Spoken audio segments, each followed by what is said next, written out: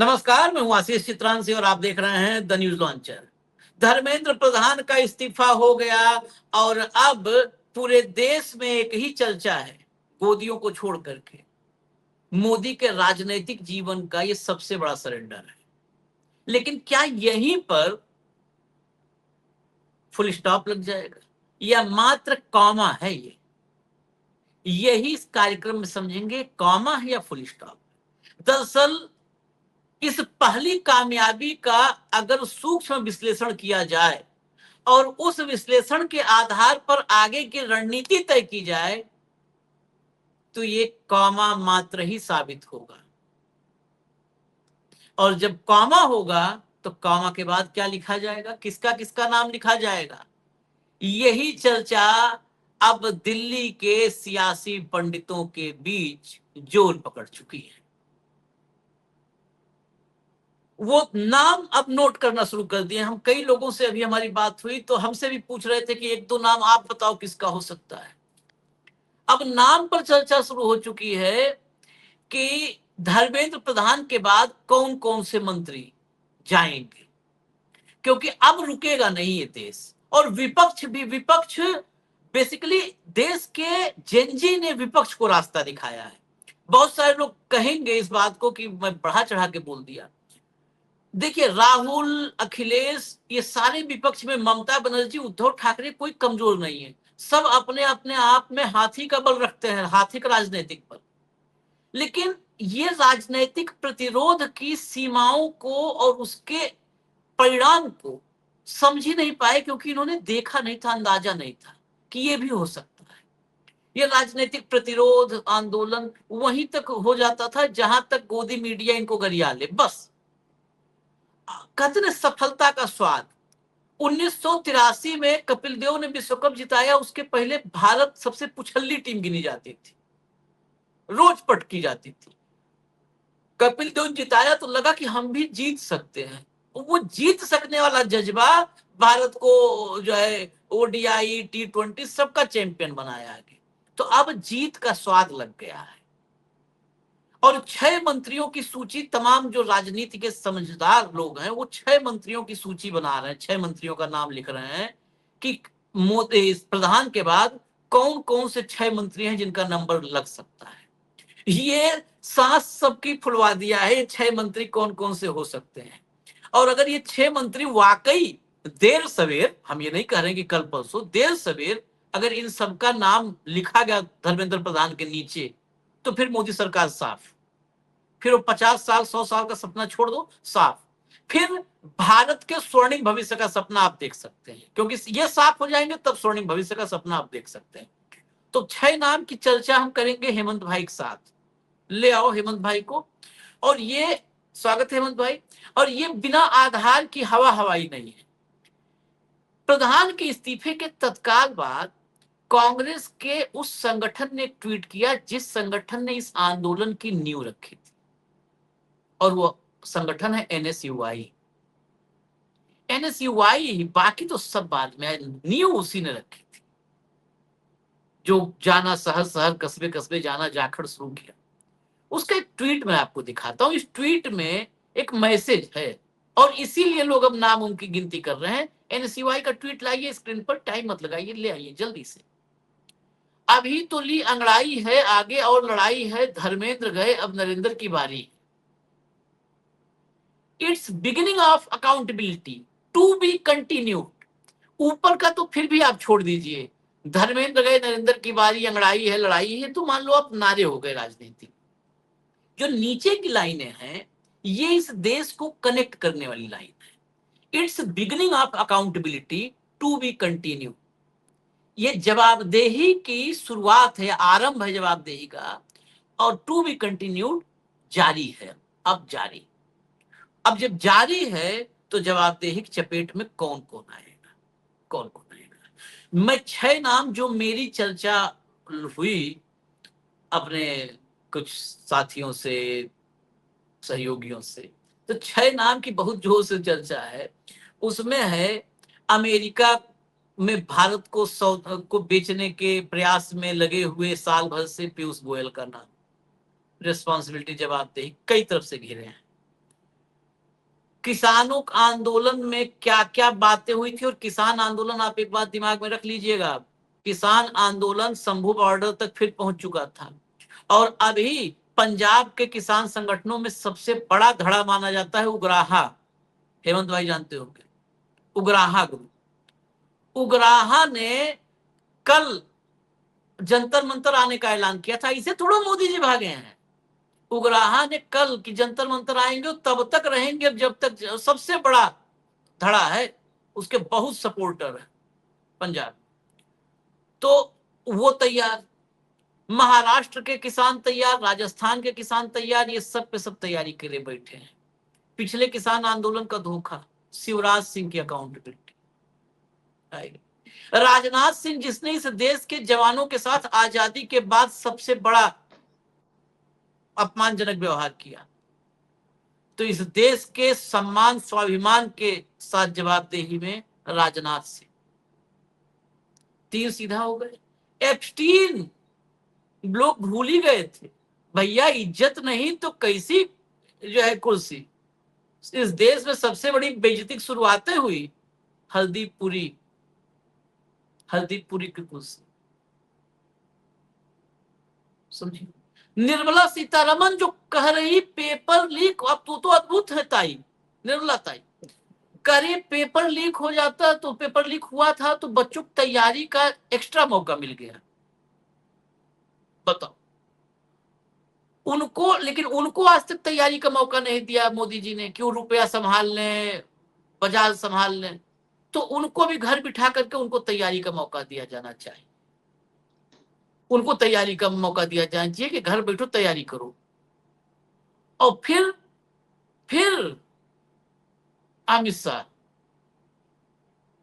उन्हीं की पुलिस है जो अत्याचार कभी नहीं हुआ था भारत के बच्चों पर। ये 6 नाम चर्चा में आए हैं। बाकी इसमें हो सकता है हेमंत भाई 10 कर दें, 12 कर दें, हेमंत भाई कर सकते हैं। हेमंत भाई, ये चर्चा थी, मैंने बता दिया आपको, एनएसयूआई का ट्वीट दिखा दिया। अब प्रियंका गांधी को भी सुनवा देता हूं, तभी आप शुरू करिए। प्रियंका गांधी को सुनिए जरा। Yes, so I'm very, very happy for many reasons. But the main reason is that I believe today, the 25th of July 2026, is the day that the people of our country have started claiming their country back from those who have tried to destroy the Constitution, from those who have tried everything to oppress and suppress the voice of our people. I believe that this is a victory for the youth of India. I am so proud of each one of them who has gone and stood there. They have done it exactly in the way that Mahatma Gandhi taught us. They have done it non-violently. Pellet guns were fired at them. Tear gas was fired at them. They were beaten with lathis. They had injuries, serious injuries, but they did not bend. The government had to bend to their will. And that is a lesson for every ruler of this country from now to forever. You have to listen to the will of the people. In this country, this is a democracy. The will of the people is paramount. There is nothing above it. No human being, no single leader, no dictator, no force can stop the will of the Indian people. Today this has been proved by our students, by our young people. And they have stood there regardless, everywhere, not just in Delhi, across India. They have not cared about any political party, anybody who is trying to make politics out of it, anything. They have not cared. They have stood for what they believed was right. They have fought for what they believed was right. And this is their victory. I give them my compliments. We in the Congress party have tried our best to support them in the strongest way possible. Rahul Gandhi ji has been talking about this issue of paper leaks and exams for a long time. For a long time. I think it's been over 2 or 3 years that he's been raising this issue. So I think that I want to compliment him as well, because he has raised this issue and he has got the rest of us in the party, the NSUI, the Youth Congress, to not only support the students but to create a movement all across the country for the rights of students, for the reform of our education. ये प्रियंका के भी पूरे बयान में, लंबा बयान तो सुना होगा आप, इट्स बिगिनिंग, ये शुरुआत है अपने भारत को वापस लाने की, ये शुरुआत है। ये सब कह रहे हैं शुरुआत है। अभी आपको हम आगे संजय राउत और अखिलेश यादव को भी सुनाएंगे, लेकिन पहले हेमंत भाई के पास चले, जो चर्चाएं दिल्ली में है आज उस जोर शोर से। हेमंत भाई, प्रधान गए, इस पर चर्चा कम है। दिल्ली का जो मतलब पत्रकार मंडली है वो तो थोड़ा अलग रास्ते पे चलते हैं। धर्मेंद्र प्रधान के जाने से ज्यादा चर्चा है अब कौन कौन जाएगा, किसकी किसकी बारी है, किसकी बारी है। आपके पास बहुत सारा चल रहा होगा। आशीष भाई नमस्कार, आपको सारे दर्शक साथियों को भी। आपने एक बहुत पुरानी कहानी सुनी होगी कि गठरी एक साथ नहीं टूटा करती, एक एक लकड़ी निकाल करके तोड़ लोगे तो आसान हो जाएगा। तो इस आंदोलन ने उस गठरी की रस्सी खोलने का काम किया। इसको इस रूप में देखिए, जो 12 साल से लटके दम पर पूरे देश को तबाह कर रहे थे, कोई सवाल जवाब नहीं था, वो एक गठरी खुली है और धर्मेंद्र प्रधान वो पहली लकड़ी है इसके। राजनीतिक विपक्ष को अब जनता के साथ पूरी एकजुटता के साथ खड़ा होना होगा, क्योंकि ये दोनों के अस्तित्व की साझी लड़ाई है। इस आंदोलन ने ये प्रूव कर दिया। ये आंदोलन में कोई इस्तीफा धर्मेंद्र प्रधान का ऐसे ही हो गया वैसा नहीं, इसके बहुत सारे कारण हैं, किसी और शो में चर्चा करेंगे। आप बड़े स्पेसिफिक पॉइंट पे आए हैं और मेरा फर्ज बनता है कि मैं दर्शकों को एक इनसाइट दूं, इनसाइट कि इस देश में अब क्या होने वाला है। आपने थोड़ी सी रियायत बरत दी। जो देश के सबसे बड़ा एक्यूज्ड है, भारत को अंतरराष्ट्रीय स्तर पर बर्बाद करने वाला व्यक्ति, उसका नाम है एस जयशंकर, जिसने पूरी दुनिया में हमारी साख को मिट्टी में मिलाया है। तो मेरी लिस्ट आशीष भाई शुरू होती है वहां से। श्रीमान S Jaishankar, who is good for nothing, just useless, hopeless, ruthless, worthless and a liability on the state exchequer at large. आज तक उसकी एक भी सफलता मुझे बता दो। बर्बाद करके रख दी विदेश नीति मोदी के डंके के चक्कर में। अरे भले आदमी, कैरियर डिप्लोमेट है तू, कुछ तो देश का भी सोच ले। जहां जाता वहीं सरेंडर।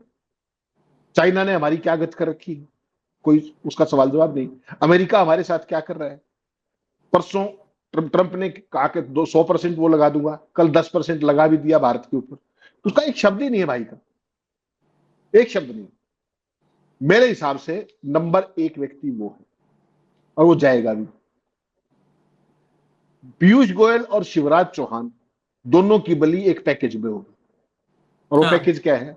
पैकेज होगा वो पैकेज क्या है? वो ट्रेड डील। ठीक है ना। एक खबर छपी आशीष भाई, आप समझिएगा, भारत 144 करोड़ का देश, विश्व गुरु डंकापति, पता नहीं क्या। एक खबर छपी रॉयटर्स के अंदर कि भारत और अमेरिका की ट्रेड डील ऑफ रोड हो गई है और कुछ पे चढ़ गए। सामान्य खबर है, कोई नथिंग ग्रेट अबाउट इट। और बाकायदा उन्होंने तमाम सूत्रों से बात की थी, ऐसा नहीं था। सूत्र तो आजकल पता ही, ऑन रिकॉर्ड तो बेचारा कोई बोलता नहीं, लेकिन ऑफ रिकॉर्ड बहुत प्रोफेशनल लोग हैं। तो उस खबर का पीयूष गोयल ने कूद करके जाके खंडन किया। आज तक 10% टैरिफ पे नहीं बोला, 100% एक्स्ट्रा लगा देंगे उस पर नहीं बोला। इसका मतलब क्या है? इसका मतलब यह है कि ट्रंप का जो खेल है उसको एग्जीक्यूट कराने में ये भाई तो डायरेक्ट प्रीवी है। और शिवराज चौहान का मैंने नाम लिया पैकेज के अंदर। जैसे ही अमेरिका का मक्का से लेकर के सोया से लेकर के सारी चीजें आनी शुरू होंगी, एग्रीकल्चर की क्या गत होगी आप आराम से समझ सकते हैं। ठीक, आप नाम हो गए 3। चौथा नाम जो सबसे बड़ा है, उस पर आप भी शायद चौंकेंगे, वो है श्रीमान अमित शाह का नाम। जो मणिपुर के हालात हैं, चौथे साल में लगातार आगे, जो पूरे देश के अंदर जो ये जो आप आंदोलन में आज धर्मेंद्र प्रधान का इस्तीफा हो गया, ये हो गया, आप छोड़ दीजिए इस बात को। ये जो शाही पुलिस और शाही सेना जो दिखती है ना आपको, बिना वर्दी वाली, बिना जूतों वाली, बिना नेम प्लेट वाली, ये बहुत खतरनाक चीज है। और ये पार्लियामेंट के बिल्कुल 2 किलोमीटर के दायरे में एक्सपोज होगी। और वहां नहीं, प्रधानमंत्री के जब राहुल गांधी धरना दे रहे थे, अपोजिशन दे रहा था, वहां भी आपने ये लोग देखे होंगे जिन्होंने धक्का दिया, घसीटा, वो तमाम कैमरा में फोटोग्राफ्स। तो अगर ये चीज आगे बढ़ती है तो निश्चित तौर पे Amit Shah direct firing line में आएंगे। वो वैसे भी उनकी एक आपने बहुत ही दुर्दांत प्रतिभा का नाम लिया, अनर्थ शास्त्री कहता हूं मैं उनको, निर्मला सीतारमण जी, जो उन्होंने उनको आप उनका तो फोटो लगा लीजिए घर में कहीं अगर जगह मिल जाए तो। जो महिला पेपर लीक के नकारापन का भी पॉजिटिव पार्ट बता सकती है। और अद्भुत साधु टैलेंट है। साधुवाद है भाजपा को कि प्रधानमंत्री के घर पे इस्तीफा दे दिया राहुल गांधी ने, तो पूरे देश में उसके खिलाफ प्रदर्शन कर दिया, और ये लोकतंत्र के ठेकेदार हैं। तो मैं कह रहा हूं जो जितना कुतर्क कर पाएगा वो उतने बड़े पद पे होगा। निर्मला सीतारमण देश के टॉप 5 में आती है भाई। हाँ। उसको पंच का चुनाव जितवा दो आप, मैं सरपंच का नहीं कह रहा, दिल पे मत ले लीजिएगा, पंच का, देश के किसी भी पंचायत से। वो इस देश की वित्त मंत्री है, उनके पतिदेव उनके सारे बाकी चीजें बताई चुके हैं, भारत की वित्त व्यवस्था से लेकर अर्थव्यवस्था से लेकर रुपए की कमजोरी, डॉलर का जो भी था। श्रीमान राजनाथ सिंह जी, नंबर गिनते जाइएगा, मैं आपकी तरह 6 पे नहीं रुकता हूं, मैं तो मेरिट्स पे इनसाइट दे रहा हूं। श्रीमान राजनाथ पाकिस्तान को रोज ध्वस्त करके सोता है भारत में, हाँ।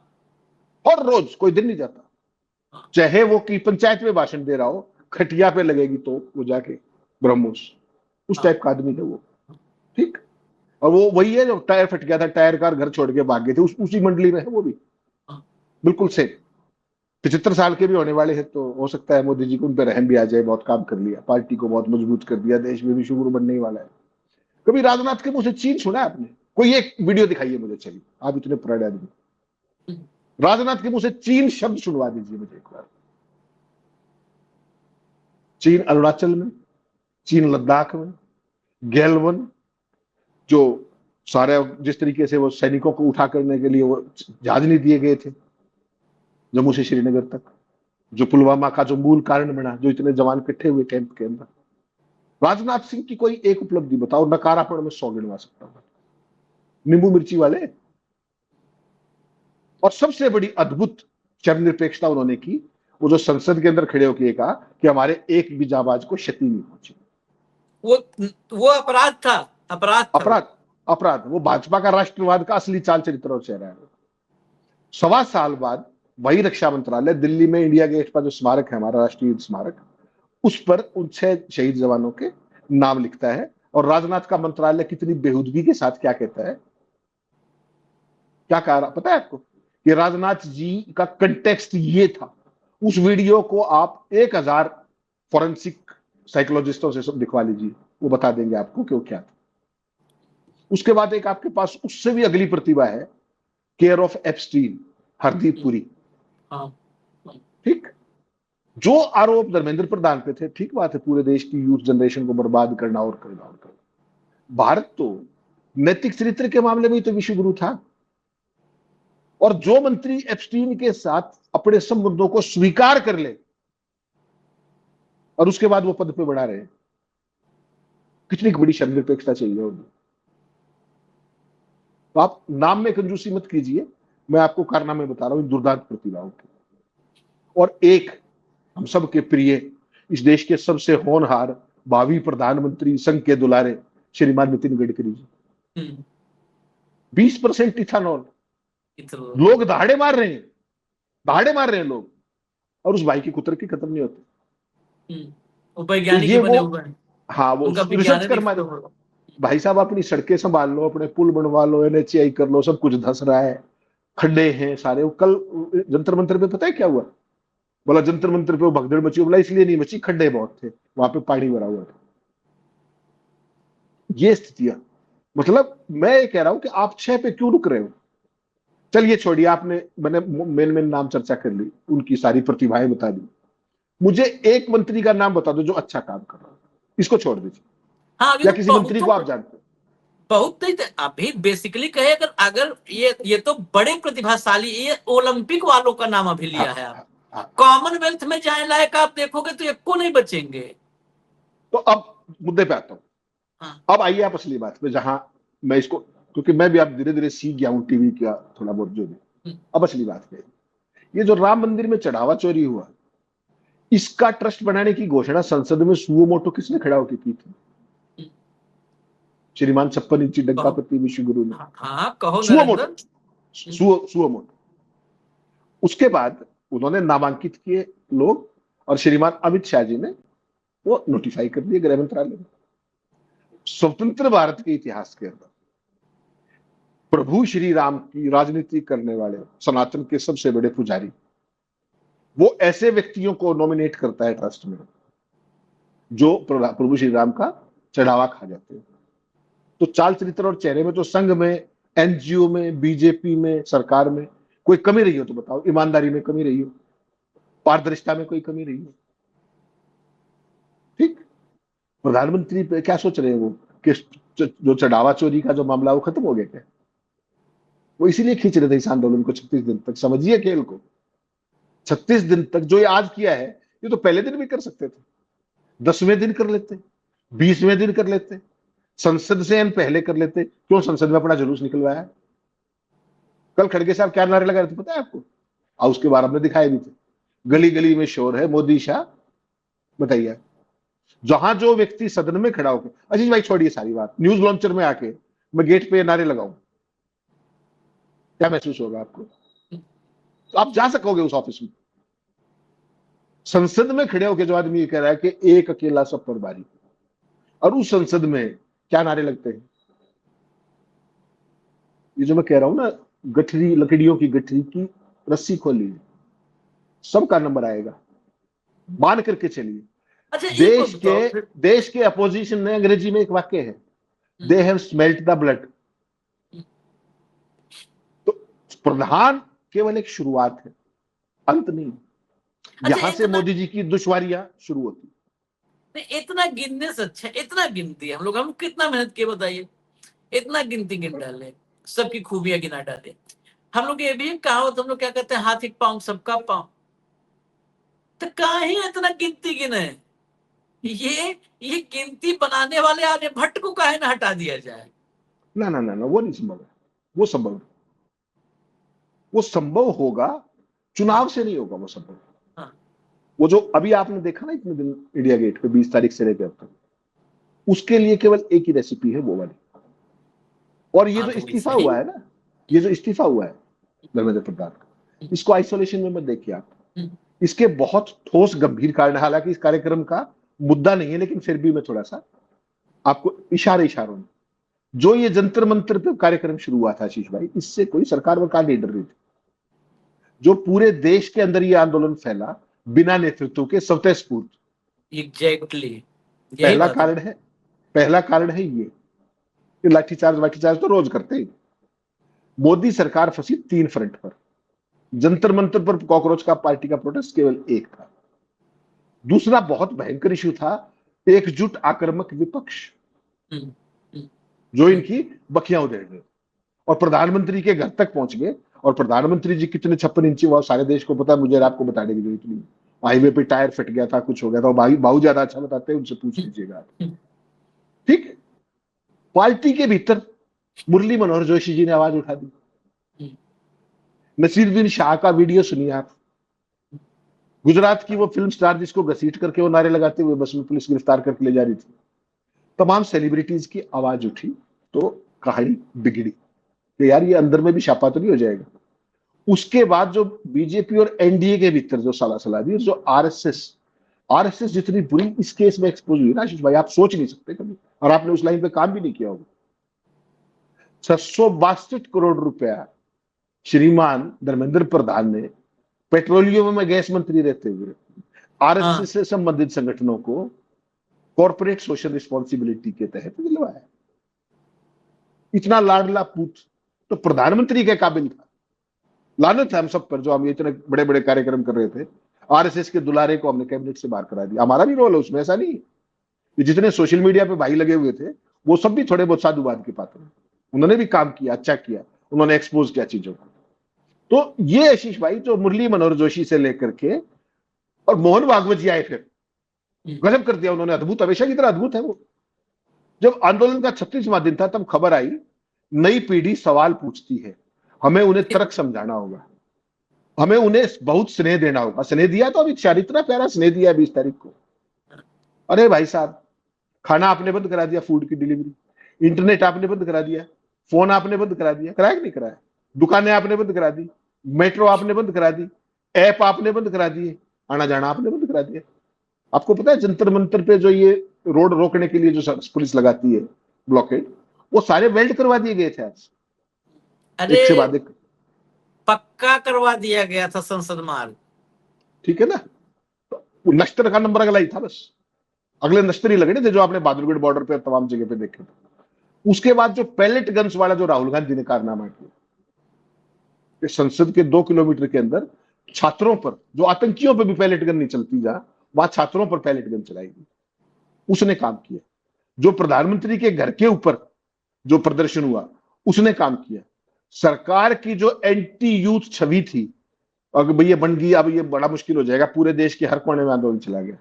एंटी यूथ छवि ने सबसे बड़ा काम किया इसके अंदर। और last but not the least Ashish भाई, धर्मेंद्र प्रधान के इस्तीफे में उत्तर प्रदेश का चुनाव, आप कहोगे उत्तर प्रदेश और पंजाब के जो चुनाव आने वाले हैं, उसमें अगर यूथ खिलाफ हो जाए तो इनकी क्या गत बने। तो ये सारी की सारी परिस्थितियां बनी जो मोदी जी को इस तरीके से अनकंडीशनल सरेंडर करना पड़ा, जैसे आपने कहा पहली बार 12 साल के अंदर। ये पूरी की पूरी परिस्थिति है इस पूरे आंदोलन की अब तक की। जो चलिए, अब जो हम जिस तरीके से अभी कार्यक्रम कर रहे थे, क्योंकि फिर कार्यक्रम लंबा ना हो, तो संजय राउत और अखिलेश यादव को सुनना जरूरी है। अखिलेश यादव ने इस आंदोलन में बहुत महत्वपूर्ण भूमिका जो लोग निभाए उनमें से एक है, तो उनको आप लोग सुनिए। हमें इजाजत दीजिए, आप बाइट लगा दीजिएगा आगे और पूरा सुना दीजिए अखिलेश जी को भी और संजय राउत को भी, दोनों। धन्यवाद हेमंत भाई, बहुत बहुत धन्यवाद, नमस्कार। जहां जहां जैसे जैसे खबर पहुंची, लोगों ने खुशियां मना ली। ये जिद क्यों थी आखिरकार? अगर यही करना था तो बच्चों से बात करके, बुला करके ये फैसला पहले ही ले लिया जा सकता था, और तब ले लेना चाहिए था, क्योंकि जब बच्चों की जान गई है कईयों की, और सरकार ने खुद स्वीकार किया था कि परीक्षा का पेपर लीक हुआ है, आपने अधिकारी बर्खास्त किए, आप मैनेजमेंट के लिए लगे रहे, हालांकि कैमरे के सामने आप बोलते थे, लेकिन जैन जी की ताकत को देख करके आपको अपना मोबाइल भी टेढ़ा करना पड़ गया, और मोबाइल टेढ़ा कर करके आपको अपनी भाषा, अपना व्यवहार, अपनी भाषण देना पड़ा, और एक बार नहीं 2 बार देना पड़ा, क्योंकि नई पीढ़ी के लोग रात में भी जगते हैं, तो रात में भाषण दिया। वैसे तो 8 बजे भाषण होता है अक्सर, इस बार तो रात के 12 बजे के लगभग भाषण हो रहे हैं। ये बड़ी जीत है नई पीढ़ी के लोगों की, और सरकार को ये बात समझ लेनी चाहिए कि परीक्षा को लेकर के, शिक्षा को लेकर के, और कौन सी शिक्षा, प्राइमरी एजुकेशन से लेकर के हायर एजुकेशन तक पर सरकार को बहुत गंभीरता से सोचना पड़ेगा। परीक्षाओं के पेपर लीक ना हो, इसके लिए ठोस कदम उठाने पड़ेंगे। कानून बनना तो अपनी जगह है, सजा मिलना कोर्ट से मिलेगी, लेकिन किसी भी परीक्षा का पेपर लीक ना हो, ये सबक इस आंदोलन से सीखना चाहिए। और एक बात जो हम सब ने देखा, सीखा, समझा, भारतीय जनता पार्टी जो नकारात्मक राजनीति करती थी, नकारात्मक राजनीति के लिए वो न जाने कितनी धन दौलत खर्च करते थे, लेकिन नई पीढ़ी युवा के लोगों ने ऐसे नारे बनाए, ऐसे पोस्टर बनाए, जिनके बारे में और नारों के बारे में हम लोग सोच भी नहीं सकते थे। वो नारे आए, किसी का समर्थन रहा हो ना रहा हो पॉलिटिकल पार्टी का, लेकिन एक एक युवा उससे जुड़ कर गया। ये युवाओं की और आज के ज़माने के इंटरनेट और सोशल मीडिया के माध्यम से और सड़कों पर जो आंदोलन फैला, उसकी वजह से अंतोगत्वा भारतीय जनता पार्टी, जो विश्व की सबसे बड़ी पार्टी है, जिनके पास न जाने कितने संगी साथी अंडरग्राउंड अनरजिस्टर्ड लोग हैं, उनको भी झुकना पड़ गया।